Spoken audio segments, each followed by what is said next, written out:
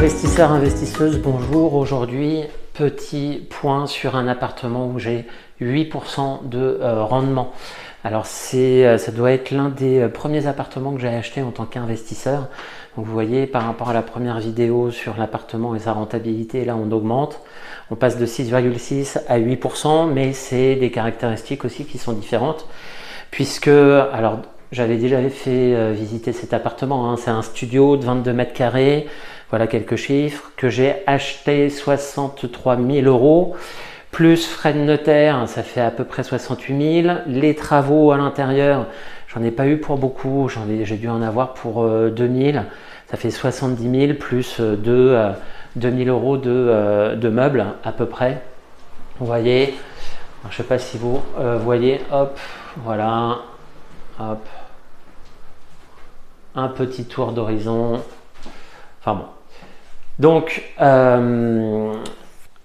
globalement, cet appartement, 22 mètres carrés, je l'ai acheté 63 000. Au final, au total, mais quand je parle de total, c'est total, c'est-à-dire frais d'agence, frais de notaire, travaux, meubles, eh bien j'en ai eu pour 71 000 euros à peu près. Et je le loue actuellement 481 euros. Ce qui fait à peu près un petit peu moins de 6 000 euros, ça doit faire 5 600 euros et on arrive pile poil à 8%.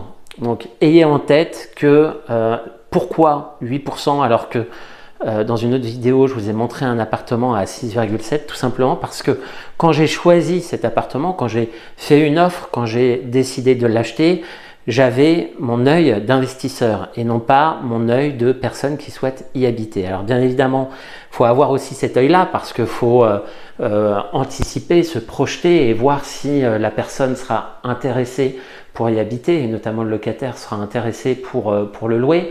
Mais globalement, il y a d'autres critères à prendre en considération quand on est investisseur et tout de suite, j'ai vu le potentiel en fait de ce bien-là.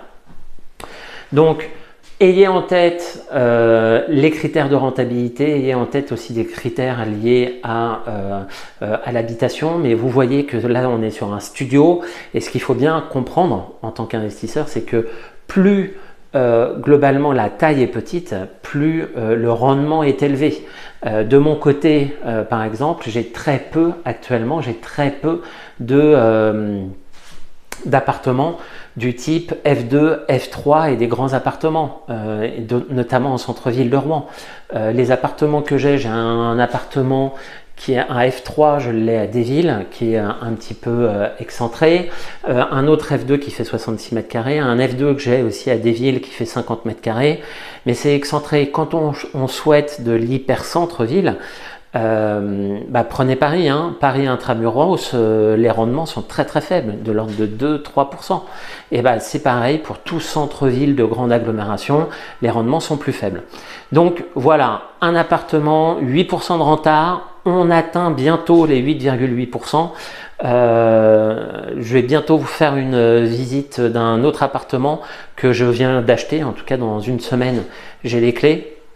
Où là, on sera plutôt autour des 9% et vous allez voir un petit peu les différences qui peuvent exister. Donc voilà, donc si vous avez aimé, n'hésitez pas à liker, à commenter et à vous abonner à Goman, la chaîne de l'investisseur immobilier. À très bientôt, salut.